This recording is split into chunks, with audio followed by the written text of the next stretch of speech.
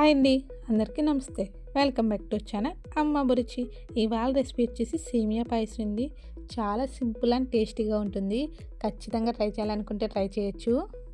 ఏదైనా స్వీట్ తినాలనిపించినప్పుడు, అంతేకాకుండా బర్త్డే పార్టీ ఉన్నప్పుడు ఖచ్చితంగా ట్రై చేయండి. ఈజీగా అయిపోతుంది.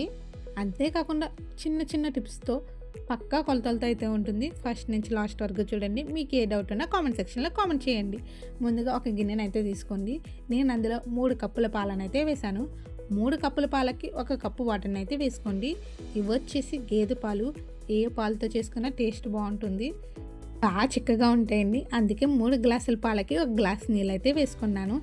మంటనైతే బాగా లో ఫ్లేమ్లో పెట్టుకొని మరగనివ్వండి. ఈలోపు ఇంకో పొయ్యి మీద గిన్నె పెట్టి నెయ్యిని అయితే వేసుకోండి.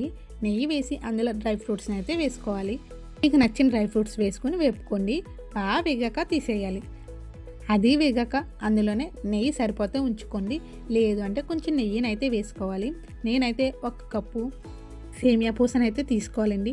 మనం సేమియా అనేది తాగేలా తీసుకుందాము అనుకుంటే సేమియా పుల్లలు అనేవి కొంచెం తగ్గించుకోండి. లేదు తినేలా సేమియా పాయసం కావాలి అనుకుంటే కప్పు నిండా వేసేసుకోండి. నేను కొంచెం కప్పుకి హెల్త్గా సేమియా పూసను అయితే తీసుకున్నాను. వాటిని కొంచెం కలర్ చేంజ్ అయ్యేంత వరకు మంటను లో ఫ్లేమ్లో పెట్టుకొని వేపుకోవాలి. అవి వేగాక పక్కన పెట్టేసుకోండి. ఈలోపు పాలు మరుగుతున్నాయో లేదో మధ్య మధ్యలో చెక్ చేసుకుంటూ ఉండండి. పాలు మరిగిపట్టాక అందులో ఈ సేమియా పూసను అయితే వేసేయాలండి. ఖచ్చితంగా పాలు మరిగేటప్పుడు మాత్రమే సేమియా పూసను అయితే వేసుకోవాలి. వేసేసి సేమియా పుల్ల అనేది మెత్తగా అయ్యేంత వరకు ఉడికించేసుకోవాలి. ఎవరైనా కొత్త వాళ్ళు చేయాలనుకున్న ఈ ప్రాసెస్లో ట్రై చేయండి. చాలా బాగుంటుంది, మీకు కూడా నచ్చుతుంది. సేమియా పూస వేసేసి మొత్తం కలిసేంత వరకు కలుపుకోండి. సేమియా పూస ఖచ్చితంగా ఉడకాలి. ఉడికిన తర్వాతే పంచదార అయితే వేసుకోవాలండి. ఈలోపు 3 యాలకలను దంచుకొని వేసుకున్నానండి. యాలకల పొడి ఇంట్లో ఉంటే పొడిని కూడా వేసుకోవచ్చండి. లేదు అంటే యాలకలు దంచి వేసుకున్నా పర్లేదు. అలాగే 1 కప్పు పంచదారను కూడా తీసుకోండి. కొంచెం కప్పుకు వెల్తిగా తీసుకుంటే సరిపోతుంది. బాగా షుగర్ తినే వాళ్ళకైతే ఇదండి.